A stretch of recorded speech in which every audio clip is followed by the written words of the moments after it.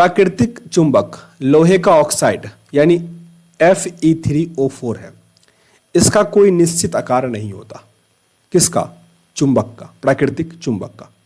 कृत्रिम विधियों द्वारा बनाए गए चुंबक को कृत्रिम चुंबक यानी आर्टिफिशियल मैग्नेट कहा जाता है।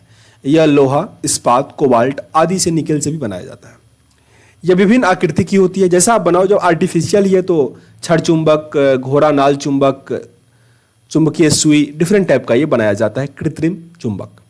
जबकि जो प्राकृतिक चुंबक है उसका फॉर्मूला क्या है यहाँ पे? Fe3O4। चुंबक को अपनी ओर आकर्षित करता है कौन? लोहा। यह इस गुण को चुंबक कहते हैं। चुंबक के सिरे के समीप चुंबकत्व सबसे अधिक होता है। Very important. चुंबक का सबसे अधिक पावर कह लो या कैपेसिटी हो, वो कहाँ पे होता है? उसके सिरों के पास। मतलब अगर ऐसा चुंबक है कोई, तो यहाँ पे जो होगा चुंबक सबसे अधिक होगा, तो सबसे कम कहाँ पे होगा? सेंटर में होगा। वे क्षेत्र चुंबक के ध्रुव कहलाते हैं। ये जो हुआ वो क्या होता है? पोल कहलाता है। चुंबक के ठीक मध्य चुंबकत्व नहीं होता। नहीं कहना गलत है, कम होता है, सबसे कम होता है। ठीक है ना? तो ये आप याद रखिएगा, इससे कई सारे प्रश्न बनते हैं। ये जो आपका सेंटेंस है इससे। चुंबक को क्षैतिज तल में स्वतंत्रता पूर्वक लटकाने पर उसका एक ध्रुव सदैव उत्तर की ओर और दूसरा ध्रुव क्या होगा? सदैव दक्षिण की ओर रुकता है।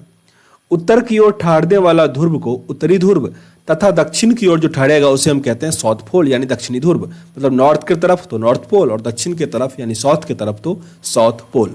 चुंबक के दो ध्रुवों को मिलाने वाली रेखा को चुंबकीय अक्ष कहते हैं। दो ध्रुवों को जो मिलाएगा उस रेखा को हम क्या कहेंगे? चुंबकीय अक्ष। समान ध्रुव में प्रतिकर्षण और असमान ध्रुव में आकर्षण होता है। जैसे कि हमने इलेक्ट्रिसिटी में पढ़ा था कि पॉजिटिव चार्जों में क्या होता है? विकर्षण होता है, और मतलब एक पॉजिटिव एक निगेटिव होगा तो क्या होगा? आकर्षण होगा। मतलब समान वाले में विकर्षण और असमान वाले में आकर्षण। तो चुंबक में भी ऐसा ही होता है। चुंबक चुंबकीय पदार्थ में प्रेरण यानी इंडक्शन द्वारा चुंबकत्व उत्पन्न होता है। बहुत इंपॉर्टेंट है। एक चुंबक से, जैसे आप मतलब चुंबक में बहुत देर तक स्क्रू ड्राइवर रखते हो तो उस स्क्रू ड्राइवर में भी क्या होता है? चुंबकत्व का गुण आ जाता है। तो वो ट्रांसफॉर्मेशन जो होता है वो इंडक्शन के थ्रू होता है। इंडक्शन, इंडक्शन इन्फेक्शन से पढ़े हो गए ना, कंडक्शन, तो इंडक्शन के थ्रू ही आता है। चुंबकीय क्षेत्र यानी मैग्नेटिक फील्ड, जैसा विद्युत क्षेत्र था वैसे ही क्या होता है? चुंबकीय क्षेत्र। मतलब एक चुंबक के चारों ओर जितना दूर तक उसको खींचने का कैपेसिटी रहता है या रिफ्लेक्ट करने का कैपेसिटी रहता है उसे ही हम क्या कहते हैं? चुंबकीय क्षेत्र कहते हैं। तो चुंबक के चारों ओर वह क्षेत्र जिसमें चुंबक का प्रभाव अनुभव किया जा सकता है उसे हम कहते हैं चुंबकीय क्षेत्र। चुंबकीय क्षेत्र की तीव्रता। चुंबकीय क्षेत्र में क्षेत्र के लंबवत एकांक लंबाई का ऐसा चालक तार रखा गया जिसमें एकांक प्रबलता की धारा प्रवाहित हो रही हो, तो चालक पर लगने वाला बल ही चुंबकीय क्षेत्र की तीव्रता की माप होगी। चुंबकीय क्षेत्र की तीव्रता एक सदिश राशि है। चुंबकीय क्षेत्र की तीव्रता कैसी राशि है? सदिश राशि है, जिसका मात्रक क्या होता है? न्यूटन पर एम्पियर मीटर अथवा वेबर पर मीटर स्क्वायर या टेस्ला भी होता है। चुंबकीय क्षेत्र का मात्रक क्या हो गया यहाँ पे? टेस्ला सबसे अधिक इंपॉर्टेंट है। चुंबकीय बल रेखाएं, मैग्नेटिक लाइन ऑफ फोर्स। चुंबकीय क्षेत्र में बल रेखाएं वे काल्पनिक रेखा है जो उस स्थान में चुंबकीय क्षेत्र की दिशा को अविरत प्रदर्शन करता है। चुंबकीय बल रेखा की किसी भी बिंदु पर खींची गई स्पर्श रेखा उस बिंदु पर चुंबकीय क्षेत्र की दिशा को प्रदर्शित करती है। अब चुंबकीय बल रेखा के क्या सब गुण है? तो चुंबकीय बल रेखा जो होगा सदैव उत्तर ध्रुव की ओर निकलेगा। बहुत बार पूछा गया प्रश्न है। तथा वक्र बनाती हुई वो दक्षिणी ध्रुव में प्रवेश करती है और चुंबक के अंदर से होती हुई पुनः वो उत्तरी ध्रुव में वापस चली जाती है। मतलब अगर हम ऐसे बना दें तो उत्तर ध्रुव से निकलेगा और फिर वो ऐसे दक्षिणी ध्रुव से फिर अंदर जाएगा, फिर ऐसे निकलेगा। ठीक है ना? ये होता है चुंबकीय बल रेखा का गुण। दो बल रेखाएं एक दूसरे से कभी नहीं टकराएगी। क्या होता है? वो ट्रैक्टर ऐसे घूमते रहते, टकराएगा कैसे? चुंबकीय क्षेत्र जहां प्रबल होता है वहां बल रेखाएं पास पास होते हैं। जैसे पोल पे क्या होगा? बल रेखाएं पास पास होगी और यहाँ पे इस टाइप में, जैसे ऐसे ऐसे, ठीक ना, इस फॉर्म में जाएगा। तो यहाँ पे क्या होता है? पास पास होता है।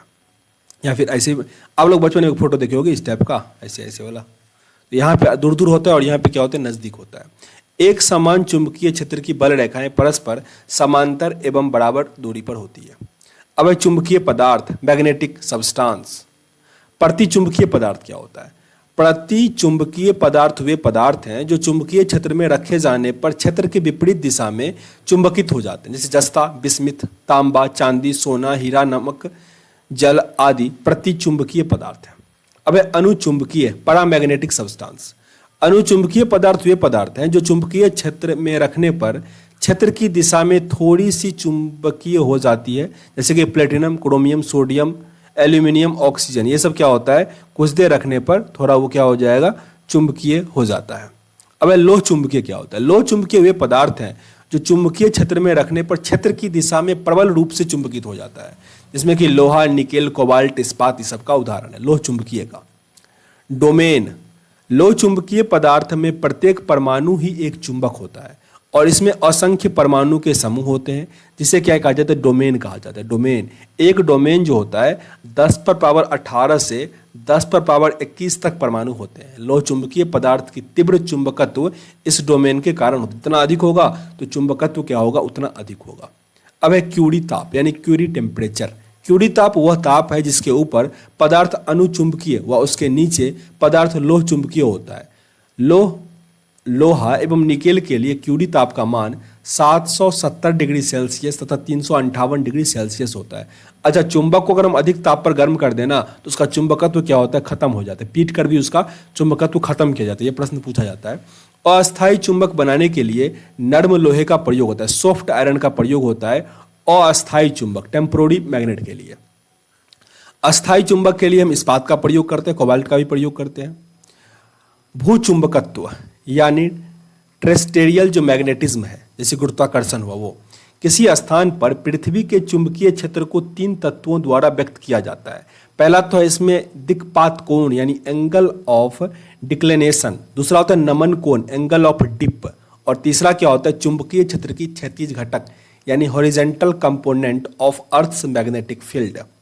पहला दिक्पात कोण है, तो किसी स्थान पर भौगोलिक युग्मोत्तर तथा चुंबकीय युग्मोत्तर के बीच जो कोण होगा उसे हम कहते हैं दिक्पात, मतलब भौगोलिक युग्मोत्तर और चुंबकीय युग्मोत्तर के बीच वाला। फिर है नमन कोण, किसी स्थान पर पृथ्वी के संपूर्ण चुंबकीय क्षेत्र क्षैतिज तल के साथ जितना का कोण बनाता है उसे उस स्थान का नमन कोण कहते हैं। पृथ्वी के ध्रुव पर नमन कोण का मान 90 डिग्री तथा विषुवत रेखा पर यह 0 डिग्री होता है। तीसरा सबसे लास्ट है चुंबकीय क्षेत्र का क्षैतिज घटक। पृथ्वी के संपूर्ण चुंबकीय क्षेत्र के क्षैतिज घटक H अलग अलग स्थानों पर अलग अलग होते हैं। इसका मान लगभग 0.4 गॉस से लेकर 0.10⁴ टेस्ला होता है। आगे अब दिया गया